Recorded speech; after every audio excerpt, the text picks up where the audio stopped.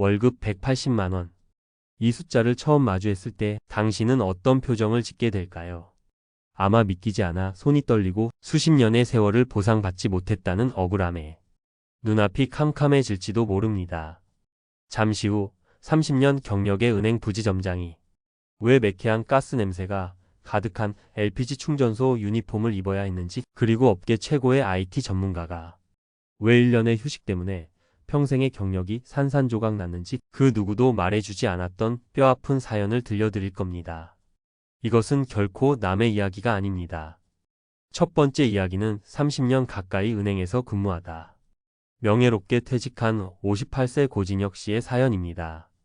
성대한 퇴임식, 동료들의 아낌없는 박수와 부지점장님 정말 고생 많으셨습니다. 라는 격려 속에서 그는 세상의 주인공이 된 것 같았습니다. 드디어 이 지긋지긋한 조직 생활에서 해방이다. 날아갈 듯한 기분이었죠. 하지만 몇 달간의 자유를 만끽한 후 통장 잔고가 줄어드는 속도에 그의 마음속에는 불안의 그림자가 드리우기 시작했습니다. 그는 수십 년의 금융 경력을 믿고 자신만만하게 재취업에 나섰습니다. 나 정도 경력이면 어디든 골라서 가겠지.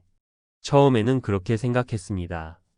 하지만 현실은 냉혹했습니다. 면접관들은 그의 화려한 이력서보다 주민등록번호 앞자리에 더 관심을 보였습니다. 그의 눈을 피하며 나이는 좀 있으신데 라고 혼잣말처럼 내뱉는 젊은 면접관 앞에서 그의 자신감은 모래성처럼 무너져 내렸습니다. 수십 통의 이력서는 답변조차 없었고 그는 자신이 사회에서 투명 인간이 되어가는 것을 느꼈습니다. 결국 그가 몇 달 만에 구한 일자리는 집에서 한참 떨어진 LPG 충전소였습니다. 하루 8시간 교대 근무에 월급은 180만 원. 시원한 에어컨이 나오는 쾌적한 지점장실 대신 그는 매캐한 가스 냄새와 몸에 맞지 않는 낯선 유니폼에 적응해야만 했습니다. 무엇보다 두려운 것은 길에서 아는 사람을 마주치는 것이었습니다. 이것이 어찌 고진혁 씨만의 이야기일까요? 최근 한 유튜브 채널에 등장한 대기업 구매팀장 출신 55세 이성필 씨의 이야기는 우리의 마음을 더욱 아프게 합니다. 그는 퇴직 사실을 안 고등학생 딸이 제 방문 앞에서 펑펑 우는 모습을 보고 심장이 멎는 것 같았습니다. 라고 토로했습니다. 그날 이후로 그는 딸과 눈을 마주치기 어려워졌고 온 가족이 모인 저녁 식탁에서는 죄인처럼 고개만 숙였습니다. 그렇습니다. 경제적 어려움보다 더 무서운 것은 가장으로서의 위상이 한순간에 무너져 내리는 심리적 고통입니다. 과거의 명함이 휴지 조각이 되는 현실, 그리고 줄어든 월급보다 더 아픈 가족의 시선과 싸워야 하는 이중고. 이것이 바로 준비 없는 퇴직의 첫 번째 민낯입니다. 두 번째 이야기는 국내 유수의 IT 기업에서 25년간 프로젝트 매니저로 일해온 54세 최민준 씨의 사연입니다. 그는 쉼없이 달려온 자신에게 안식년을 선물하기로 했습니다. 퇴직금도 두둑했고 그의 반짝이는 경력이면 더 좋은 조건으로 이직할 수 있으리라 확신했죠. 그는 1년을 쉼이 아닌 더 높은 곳으로 점프하기 위한 투자라고 생각했습니다. 주변의 걱정에도 내 경력이 어디 가나라며 자신만만했죠. 하지만 1년 뒤 노동시장은 그에게 한물간 기술자라는 차가운 낙인을 찍었습니다. 그가 쉬는 동안 업계의 기술은 무섭게 변해 있었고 면접관들은 그의 화려했던 과거 실적보다 1년의 공백에 대해 더 집요하게 물었습니다. 그의 25년 경력은 1년의 공백이라는 단 하나의 흠집 때문에 제대로 된 가격표조차 받지 못했습니다. 한 연구 보고서는 이 잔인한 현실을 숫자로 증명합니다. 퇴직 후 1년 이상 무직 상태였다가 재취업한 중장년의 평균 월급은 무려 17년 동안 고작 9만 원 오르는 데 그쳤습니다. 물가 상승률을 고려하면 실질 임금은 오히려 폭락한 셈이죠. 최민준 씨가 뒤늦게 받은 제안들은 대부분 연봉이 반토막난 계약직이거나 그의 전문성과는 전혀 다른 분야의 영업직이었습니다. 밤늦도록 채용 사이트를 뒤지며 그는 분노와 후회 그리고 시간을 되돌리고 싶은 처절함에 잠 못 이루는 날들이 계속되었습니다.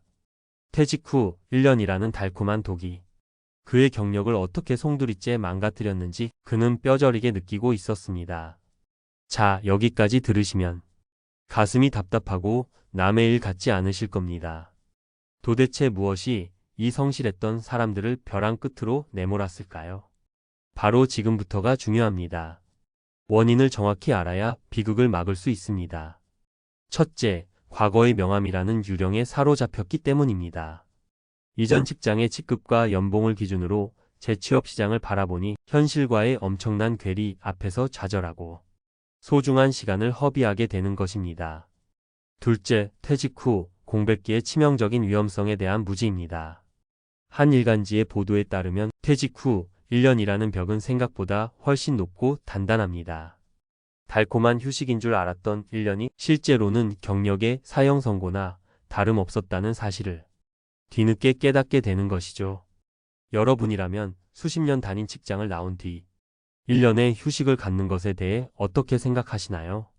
셋째, 보이지 않는 비용에 대한 안일한 계산입니다. 소득은 0이 되었는데 매달 꼬박꼬박 날아오는 수십만 원의 건강보험료 고지서는 마치 넘어져 있는 사람을 한 번 더 발로 차는 듯한 비정함으로 느껴집니다.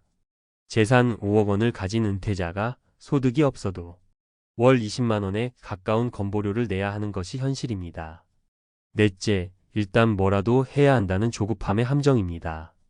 명확한 목표 없이 불안감에 쫓겨 그냥 일자리가 있어서 덥석 취업하면 낮은 동기부여로 금방 그만두게 될 가능성이 높습니다. 이는 결국 탈출이 아닌 추락으로 이어지는 악순환의 시작일 뿐입니다. 절망적인 이야기만 드린 것 같아 마음이 무겁습니다. 하지만 포기하기엔 이릅니다. 지금부터 이 함정을 피하고 우리의 인생 이막을 지켜낼 수 있는 5가지 현실적인 생존 전략을 말씀드리겠습니다. 첫 번째 전략, 퇴사 전 나의 진짜 몸값에 대한 냉정한 진단을 받으십시오. 퇴직을 결심하기 전에 현재 내 경력과 나이가 재취업 시장에서 어느 정도의 가치를 인정받는지 객관적으로 파악해야 합니다. 헤드헌팅 회사나 중장년 일자리 희망센터의 문을 두드려 몸값에 대한 냉정한 진단을 받아보는 것이 퇴직 후 겪을 충격을 줄이는 최고의 예방주사입니다. 두 번째 전략, 1년의 법칙을 기억하십시오. 쉬지 말고 방향을 트는 시간을 가져야 합니다. 퇴직 후 1년은 멈추는 시간이 아니라 인생 이막의 방향을 트는 골든타임입니다. 경력을 이어가기 위한 자격증을 취득하든 전혀 다른 분야로 전환하기 위한 국비 지원 교육을 받든 경력 개발 활동을 멈추지 말아야 합니다. 기억하십시오. 공백은 독이고 학습은 약입니다. 세 번째 전략, 고정지출 다이어트를 단행하십시오. 지금 당장 가계부를 수술대에 올려야 합니다. 가계부라는 수술대에 현재의 지출을 올려놓고 불필요한 지방을 과감히 도려내는 외과 수술이 필요합니다. 퇴직 전 현재 생활비의 최소 30%를 줄인다는 각오로 소비 패턴을 점검하고 특히 건강보험료, 재산세 등 눈에 보이지 않던 고정 지출 목록을 만들어 미리 대비해야 합니다. 네 번째 전략, 당신의 IRP를 최후의 보루로 삼고 지켜내십시오. 개인형 퇴직연금, IRP 계좌는 단순한 퇴직금 통장이 아닙니다. 강력한 세제 혜택을 주는 노후 준비의 핵심 무기이자 소중한 퇴직금을 생활비라는 이름으로 야금야금 갉아먹히는 것을 막아주는 가장 튼튼한 방패입니다.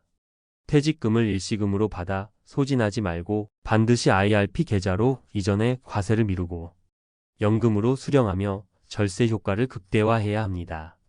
다섯 번째 전략, 국민연금. 전략적 버티기로 평생의 가치를 높이십시오. 당장 생활비가 급하다고 조기 노령연금을 신청하는 것은 미래의 나에게 받을 돈을 미리 당겨 쓰는 것과 같습니다. 1년 일찍 받을 때마다 6%씩 최대 30%나 깎인 연금을 평생 받게 됩니다. 반면 1년 연기할 때마다 7.2%씩 불어납니다. 단 몇 년의 버티기가 평생의 연금액을 바꾸는 강력한 레버리지가 될 수 있다는 사실을 반드시 명심해야 합니다. 월급 180만 원은 단순한 숫자가 아닙니다. 그것은 준비 없는 퇴직이 우리에게 보낼 수 있는 가장 냉혹한 경고장입니다. 하지만 오늘 우리는 그 경고장에서 절망이 아닌 희망의 단서를 찾았습니다. 과거에 빛나는 명함은 이제 서랍 깊숙이 넣어두십시오. 대신 새로운 현실을 직시하고 오늘 알려드린 전략들을 하나씩 점검하고 준비한다면 우리는 차라리 놀 걸 그랬다는 후회의 눈물이 아닌 미리 준비하길 정말 잘했다는 안도의 한숨을 내쉬게 될 것입니다. 진정한 명예는 과거의 직함이 아니라 미래를 지혜롭게 준비하는 오늘의 태도에서 비롯됩니다. 오늘 내용이 여러분의 마음에 조금이라도 울림을 주었다면 구독과 좋아요로 저희 채널에 힘을 보태주시길 부탁드립니다. 그리고 비슷한 고민을 하고 계시다면 댓글로 여러분의 소중한 생각과 경험을 나눠주세요. 여러분의 인생 이막이 결코 초라하지 않도록 저희가 항상 현실적인 조언으로 함께하겠습니다. 감사합니다.